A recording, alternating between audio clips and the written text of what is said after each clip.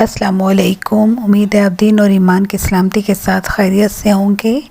آج میں آپ کو درود شریف کی فضیلت بتاتی ہوں۔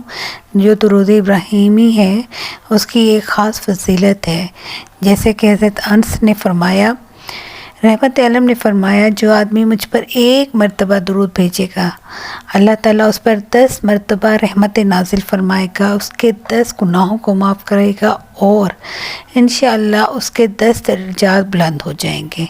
تو یعنی ایک مرتبہ اگر ہم درود پڑھتے ہیں، جیسے کہ اب ہم پڑھ رہے ہیں، اللہم صلی علی محمد وعلی آل محمد کما صلیت علی ابراہیم وعلی آل ابراہیم انک حمید مجید، اللہم بارک علی محمد وعلی آل محمد کما بارکت علی ابراہیم وعلی آل ابراہیم انک حمید مجید۔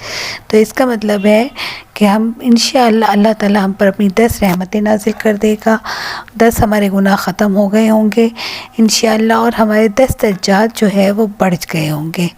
اللہ تعالیٰ آپ کو اور مجھے درود شریف زیادہ سے زیادہ پڑھنے کی توفیق دے، آمین۔ عبداللہ بن مسعود جو ہے رضی اللہ تعالیٰ عنہ فرماتے ہیں کہ ایک روز میں نماز پڑھ رہا تھا، رحمت عالم صلی اللہ علیہ وسلم بھی وہیں پر تشریف فرماتے۔ آپ صلی اللہ علیہ وسلم کے پاس حضرت ابوبکر صدیق و حضرت عمر حاضر ہوئے۔ چنانچہ نماز کے بعد جب میں بیٹھا تو اللہ تعالیٰ کی تعریف بیان کرنا شروع کر دی، پھر رسول اللہ صلی اللہ علیہ وسلم پر درود بھیجا۔ اس کے بعد میں اپنے دینی اور دنیاوی مقاصد کے لیے مانگنے لگا۔ یہ دیکھ کر رسول صلی اللہ علیہ وسلم نے فرمایا، مانگو دیے جاؤ گے، مانگو دیے جاؤ گے، یعنی دعا مانگو ضرور ضرور قبول ہوگی۔ تو اب دیکھیں دعا جو ہے مانگنے کے بھی آداب بتا دیے کہ سب سے پہلے آپ نے کچھ عبادت کرنی ہے، اس کے بعد اگر آپ دعا مانگ رہے ہیں تو آپ نے سب سے پہلے اللہ تعالیٰ کی حمد و ثنا بیان کرنی ہے، اللہ کی تعریف بیان کرنی ہے۔ اس کے بعد حضور صلی اللہ علیہ وسلم پر درود شریف پڑھنا ہے۔ اس کے بعد آپ جو مانگیں گے یہ سوچ لیں کہ آپ کو ضرور ملے گا، اس دنیا میں ملے یا آخرت میں ملے، لیکن وہ ضرور ملے گا۔ تو یہ درود شریف کی برکت ہے کہ جب بھی دعا مانگیں تو اول آخر پہلے درود شریف ضرور پڑھا کریں۔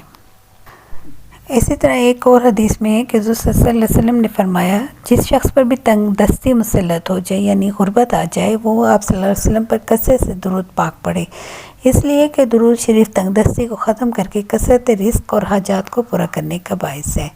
یعنی اللہ تعالیٰ جو ہے غربت کو بھی ختم کرنے کے لیے کون سی چیز کہہ رہا ہے کہ آپ صلی اللہ علیہ وسلم یعنی جو اس کے پیارے حبیب ہیں ان کے اوپر درود پڑھا جائے۔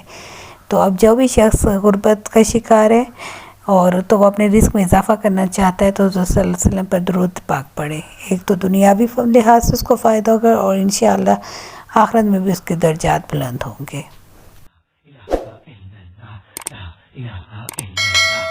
اللہ اللہ اللہ اللہ اللہ اللہ اللہ اللہ یا مولا اللہ اللہ اللہ اللہ اللہ اللہ اللہ اللہ اللہ اللہ اللہ یا مولا اللہ اللہ اللہ